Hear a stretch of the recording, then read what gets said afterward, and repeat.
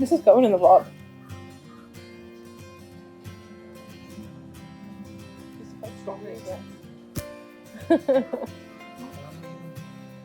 Last page. Don't read the last page. Oh my god, can you believe it? Get lost.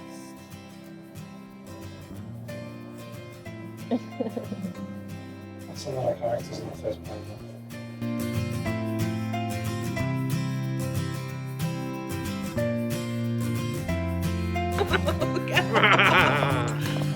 That was creepy.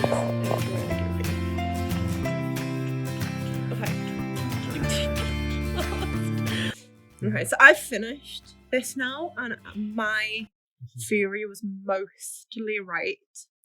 I kind of figured it out because I read it on Kindle.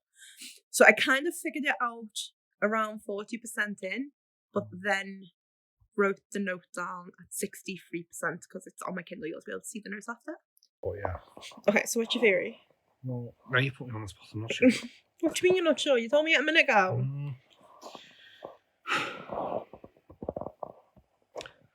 Well, I'm not 100% about who the killer is, but I think the body's going to be dug. Okay. Okay, babe. Okay. Have you just realised the big flaw in your theory? So your theory was Doug's the body because someone's getting revenge against the gamekeeper. I'm tired. Okay, what's the flaw in that? I'm not telling you the flaw. It's a reveal. Okay. What's the thing revealed in chapter 1? But even if it makes me seem stupid, what if it's all like, because we've no proof at that point. Doug could just be saying there's a body and there isn't a body. Okay, but the body definitely can't be him. Can it? What if this is a double book? Baby, who can the body definitely not be? Me. Not you.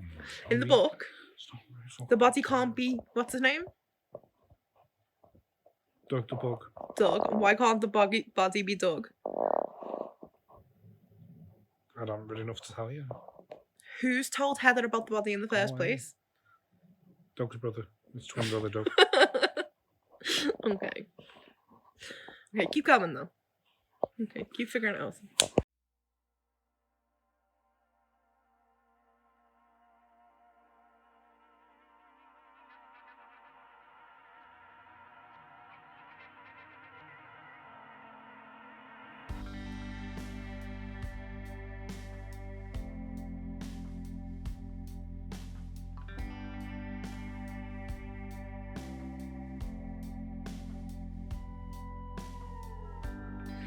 So this is a novel which takes place in the Scottish wilderness. A group of friends have gone for a New Year's Eve kind of like celebration party in a place that is an extremely remote Scottish highlands, and they have become trapped there with a person who happens to be a killer.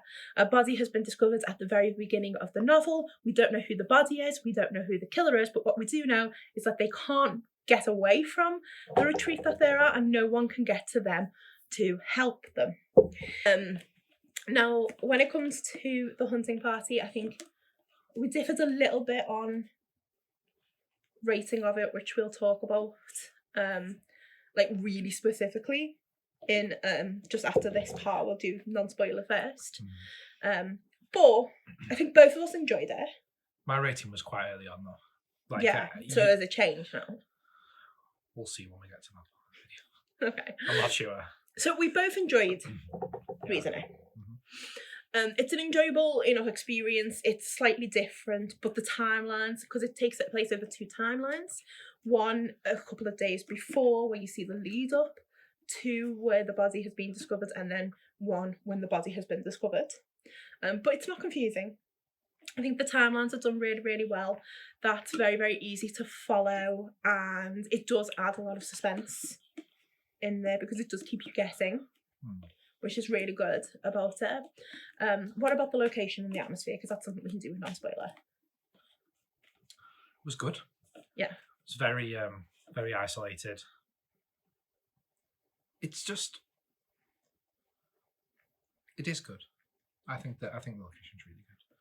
I really, really like the descriptions of the old meets new, because it's like a modern lodge in the middle of what is an incredibly isolated place, and the idea that the lodge house is all glass, isn't it? So when they turn on the lights, they literally cannot see anything outside, but someone could see everything going on in, and that is very creepy. This is a random connection, but what's that film called? Is it 30 Days Later, 30 Days of Summer, or something with the vampires? 30 Days of Night. Yeah, so the setting reminded me very much of that, but obviously it's in England. So as it was Do you mean describing the Alaska one? Yeah. Yeah. Like because you've got all the cabins and obviously the weather's horrendous and there's no way out and all this is completely isolated and it's like a hidden place in the middle of like a normal place. It's very strange. Yeah, and you're constantly reminded of that. Like as you get there, the railroad is the railway station is incredibly small. Yeah. And it's like really disused, and then the cabin's an hour away from the train station. Yeah. You can only get it by car, and if it's snowing, the car can't get out.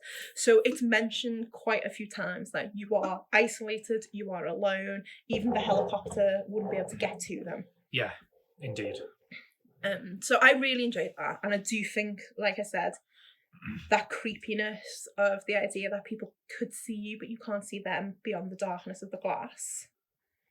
That was really scary because I think you see it like if you're in a lit house and you look outside, nothing's there. Well, it's hammered home as well as like we explain anything like several points throughout the book. Obviously, there are certain conversations with certain police folk. Yeah, and you're reminded that whilst help is there at the same time, it's not really there because they can't get there. Fast enough, they can't get there at all, and in fact, they don't even try not to say anything, but they just won't come out and go out the way at the moment. So. Yeah.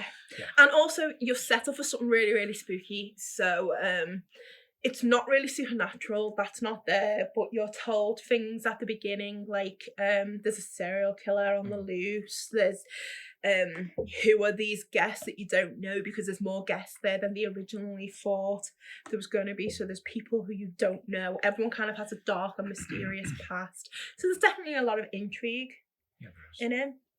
Like, I think if you've got a group of friends together who are... the thing is, these people have been friends for, 10, 15 years? Mm-hmm. And so I think the big thing that the Hunter Party tries to tackle is the idea that it's a group of friends who had one thing in common, which was being at university together, and that's kind of joined them together. But now it's 10 years later and actually their lives are all quite separate. Mm-hmm. And so when they've got back together, they kind of revert behaviour to what they were like 10 years ago and not necessarily what they're actually like now as people.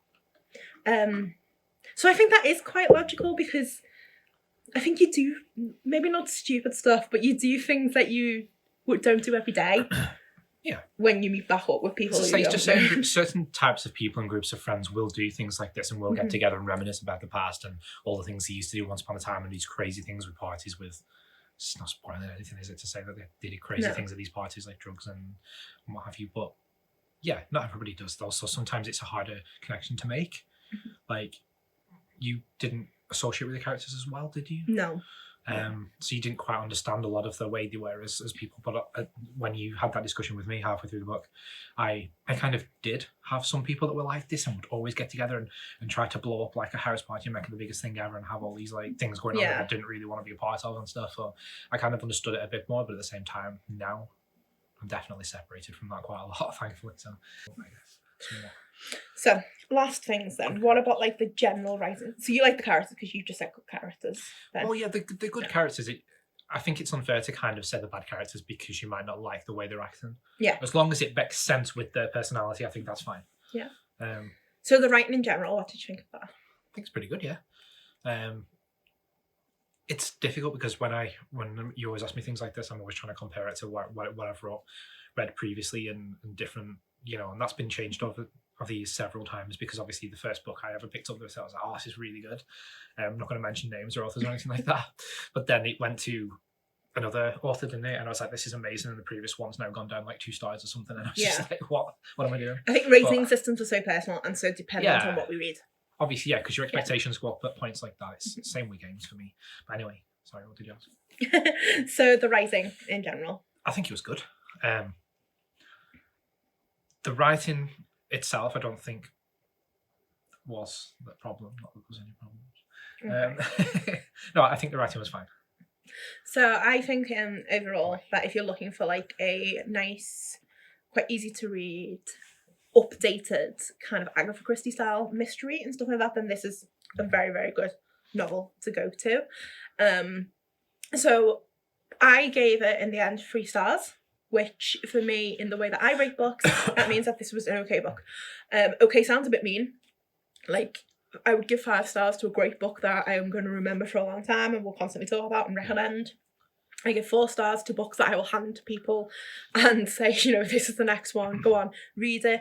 But it's not great in that it hasn't left me with something big and changing.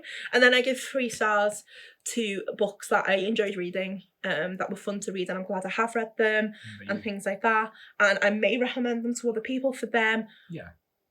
But also, I can put them on my shelf and forget about them now until next time. But it's important to say good enough that we bought the next book. Yeah, like it's there's absolutely nothing wrong. We got the guest list. What did you give it now that you finished it? I knew you were going to ask that. I don't know. So when you asked me early on, and it was early on, I was like, what, 150, 200 pages? Yeah, when you were complaining on me for giving it a 3 star. It's telling me off. Yeah, no. I was giving it a 4. But then I started like getting a bit confused because not confused, but I was comparing it to other things that I'd rated certain things, and I got a bit bogged down by everything. And I feel like it's still a 4. And I do feel mean saying it, but I feel like there's better 4s though, which is where I start wondering whether I should lower it. But I don't think I should. I think it's a 4. I think it deserves a 4. Although the reasons you give it a 3 are basically the same reasons. I'm not giving it higher or saying it's higher 4 or 5 or anything like that. Okay. So this is the part now where we will end up spoiling the book. So what I'm going to say is, if you are interested in Hunter Party, if you're interested in anything to do with Agatha Christie, that is a kind of updated version that is fun and will keep you guessing, then definitely go and buy this now. But if you're interested in knowing the reasons why our ratings aren't higher, then carry on listening. But this will now have spoilers. Yeah. Okay, go on, carry on. So I'll let you lead this in a minute. But what I think is important to say, especially for somebody like myself, right, because reading Agatha Christie with, you know, the type of books where there's lots and lots of characters, multitude of different things going on and personalities, and you have to really like keep your attention on it. When I read what was the Agatha Christie I read? Do you remember? We read Halloween Party. Halloween thing, I think that was the first one I read. And I really enjoyed it in the end, but it was a real slog of sorts for me personally, because I didn't do well with the language, did I? Yeah. I struggled with the olden type language. That's what I do like about this. I feel like it's making that accessible again. And you know, it was advertised at the event that it did modernise that type of definitely. And I feel it's done well with that. I do. At the same time, whilst it's done that well, I think it's also not done as well. And it's what we're both going to say in a moment, isn't it? But yeah, there's probably too many characters. And whilst I get that sometimes that's the point of things like this, it's some of the characters that I feel like we're supposed to have like equal time as the other characters and be built up just weren't. I don't feel like they were built up as well as the others, and I almost dismissed them and forgot. And there was quite a few points where I genuinely forgot they were even there until they just came back up in the story of because such and such has just had such and such knock at the door, and I was just like, oh, okay. Yeah. And I was like, who were they again? And I genuinely had to remember who they were, and I wasn't even tired at this point. Very much so. So it's a shame. I feel this type of mystery tends to have a whole cast of characters for you to get your head around. And that's usually okay, because each of the characters has a role to play and you get to know them, and you need red herrings or you can't guess the mystery. You've got to put together the mixture of different secrets. You've got to have some other avenues to explore. Otherwise, what's the point? It may as well just be a report of who killed the person. Yeah, absolutely. And that was one of my defences to you, to say, no, you should give it a 4. How do you give it a 3? So that is really important. Yeah. What I think is an issue with this book is there's something like 13 to 14 characters, maybe 15 characters, and only 4 of them, maybe 5, are important. Absolutely. And that's it. And straight off the top of my head, right, like if I'm just quickly throwing names out, you've got Katie, Miranda, Doug. Who else is there? Mike? Heather. As main people that are really Julian, important. Mark. Yeah, sorry, Julian. Oh, Emma. No, we forgot Emma. Emma, Katie, Miranda, Mark, and then maybe Julian as like your main 4 or 5 people. And but I never suspected Julian. It doesn't. No. There was a moment where I thought, okay, it could be. But anyway, there's those 4 or 5, and honestly, if you really think about this, you could probably strip away the majority of the others, and the story be told the same way. Yeah, and it would still be fun. And that's where it upsets me a bit. But at the same time, I like that there was more, because I was always wondering, like, oh, I wonder if something's going to happen. Like, there are elements of when who was it? Was it Mike? Nick. There's certain points when Nick came in, and I like what she tried to do with Nick, and I like certain interactions that she had with Miranda. Are we spoiling this or not? It's fine, it's spoiling. Okay, well, there were things that happened. I'll just keep talking like this, it's easier. And I like them, but they were few and far between. Yeah. There was just not enough of them to believe that. To put it this way, I think you will never ever suspect Giles or Samara.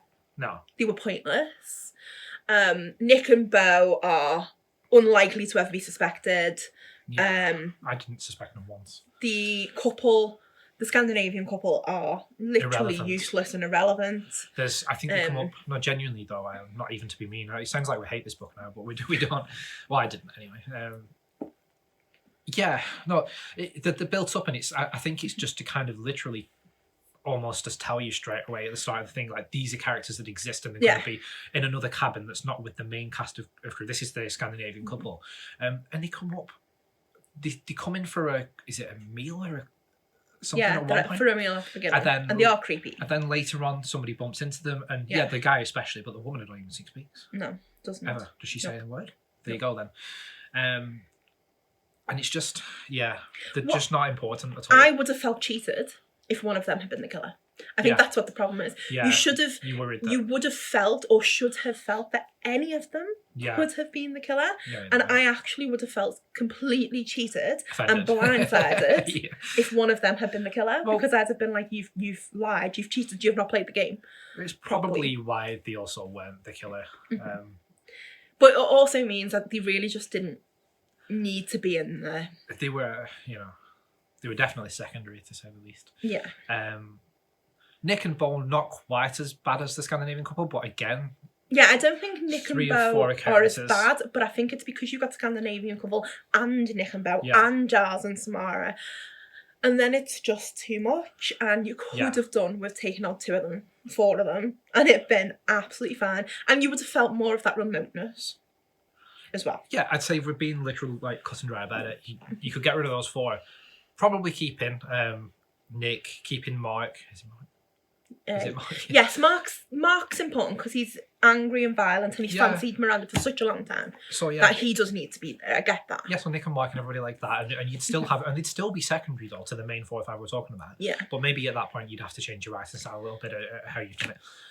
But yeah, no, I could have done without those 4 because they were just at the back of my mind, and it was totally pointless though, because there wouldn't have been a good reason for them to be important. So the other thing I felt was a bit contrived and a little bit just for the plot, so that there was a reason and a way to move it along, was the fact that the owner of the lodge is a drug smuggler.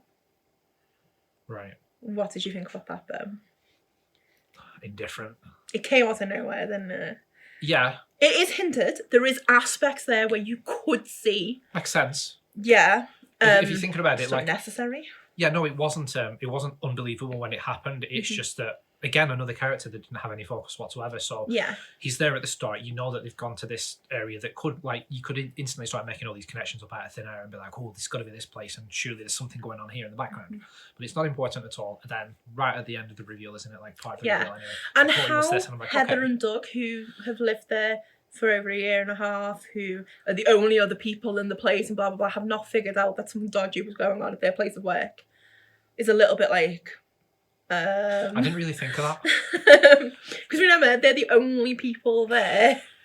So to have not figured out that there's something a little bit odd about this Ian guy. True, but it's not like they spent every day... Like, I know they work with him, but remember, it is quite a large place. Yeah. And again, it's always got weather where you can't see outside. So in a way, I can kind of understand why that would be a little bit... Again, going back to the film with the vampires, where everything... Like, remember how there was a sheriff and all this stuff, and but they were never in contact with the others. And I think one of them actually said in the film, or something, I know this isn't the book, but still, one of them said in the film that the guy that was in another cabin he hasn't seen for 6 months, even though they're in a really local vicinity to each other, because it's too dangerous to be outside and it's too. Yeah. So they just get lost in things, and I could understand that in the same light in this. So that didn't bother me as much, I don't think, but I understand what you mean. Now, in terms of like things that I really did find good though, I did guess it.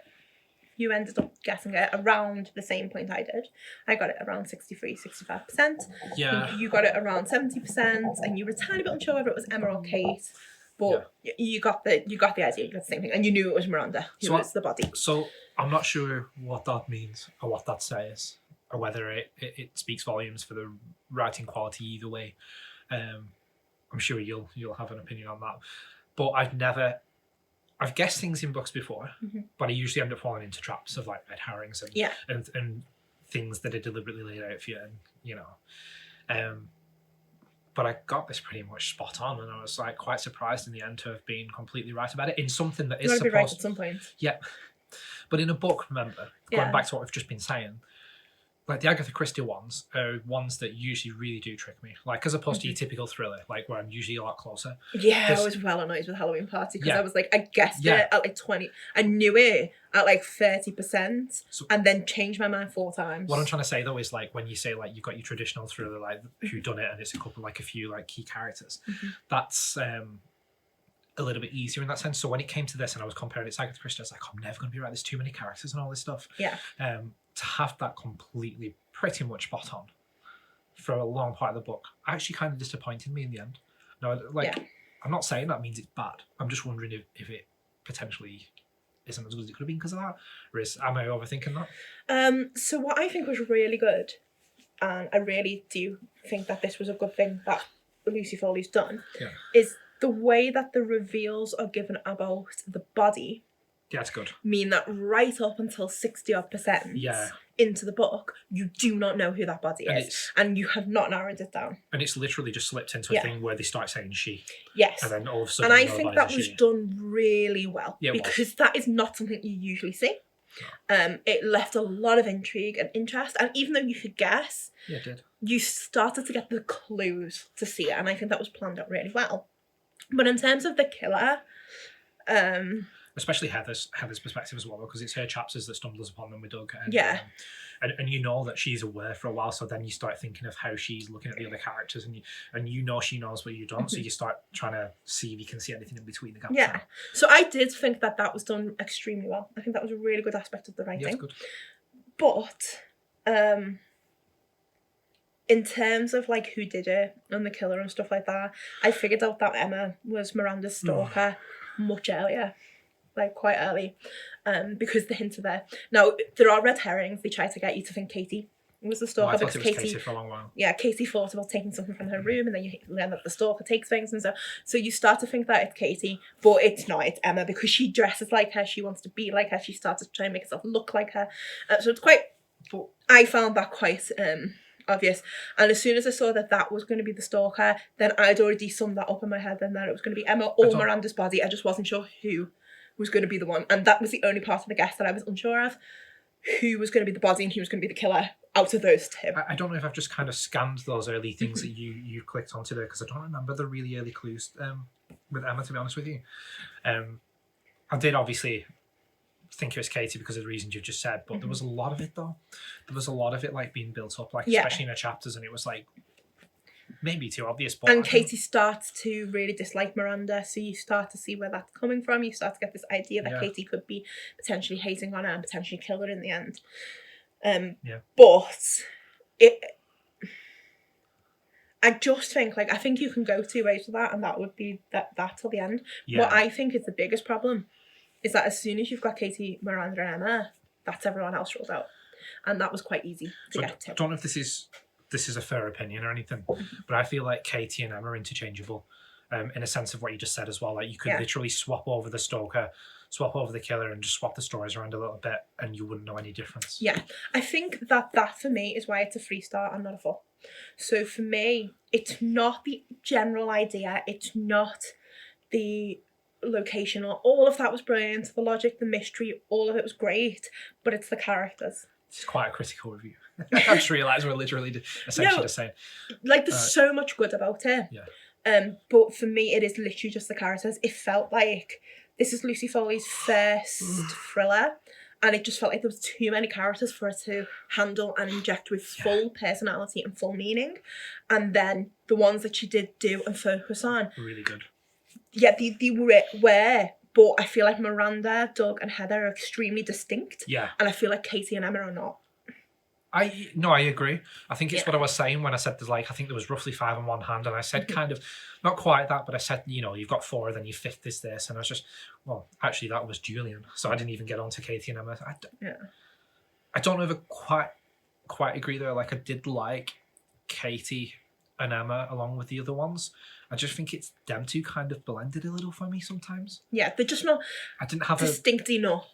No, like I didn't have something in mind that like instantly knew, like when I got to Katie's chapter, Emma's chapter, like could just be me because I'm not the best reader, but I did often like have to remind myself who's Katie and who's Emma, but I also which feel one's Emma and Katie, but that's probably just me. This book is from all their perspectives, so you get Heather, Doug, Emma, Miranda, Katie. Is it 5? It is 5, isn't it? So there's 5 perspectives that you read them from. It is, and they're in first person. And for me, that was the biggest issue. Was like, I knew when it was a Doug chapter, it had a great narrative voice. Doug's I knew when it was a Heather chapter because that actually had a very strong narrative voice. And Miranda was so clear. I hated Miranda, but so clear as a character. Really good character. But Katie or Emma, I would not know whose was whose chapter. It was just so similar. Like, to be honest, that was the issue. I feel like she can absolutely write really good characters. But I think that's kind of also what makes me not want to rave about it as much. It's kind of like you were saying, really, because it's a little bit frustrating to say that you can see that somebody can clearly write really good, interesting characters, but then a couple of characters just kind of fall off the radar because of that. But she's, you know, I am excited to read the next one as much as we think it's going to be a little bit similar. She's probably developed, probably learned things. Yeah, and hopefully, in a way, hopefully the next one focuses on less characters, and then that will help. So I don't think it does, though. It's a wedding. Guest listed a wedding. So this is why I gave it 3 stars anyway. I think the atmosphere, the intrigue, the logic, and the general plot is brilliant. I think there's some characters that are fantastic, but I think that there's aspects to it that are unnecessary in terms of the characters, and characterization in terms of narrative voice could be a bit better. And so for me, it's a good book, it's a good read, but there's better. Okay, so low 4 from me. I actually don't want to see her start falling away from this idea of a modernized Agatha Christie type book. I wanted to keep up with a lot of characters. I just want them to be stronger across the board. Yeah. So whereas in that one we're like, oh, we could have done with less characters, I feel like if those characters were all fully fleshed out, we absolutely wouldn't be saying we want less characters. Yes, definitely. So I think like I want to see that continue because there's already enough thrillers out there that we read and stuff, and it's just your typical kind of 3-4 characters. Yeah, I do think that this offers something different from a lot of. But that's what I like. So I hope she carries on with that. I just kind of hope the get a little bit more coverage across the board, if you will. So Lucy Foley's next book is called The Guest List. The Guest List takes place on a remote Irish island, I believe. Maybe. Where there are guests who are all meeting up once again. And this time it's for a wedding, and a murder takes place at a wedding. They are cut off from a storm. It's going to be just as remote. There's going to be a huge cast of characters again. It's the same book. Yes. Not in a weird way. That's the only thing that scares me, is that it sounds so similar. Yeah. On the other hand, I'm a massive Agatha Christie fan, and a lot of it's similar. So that doesn't make it bad. I'd love to see you keep doing these type of books and improve them.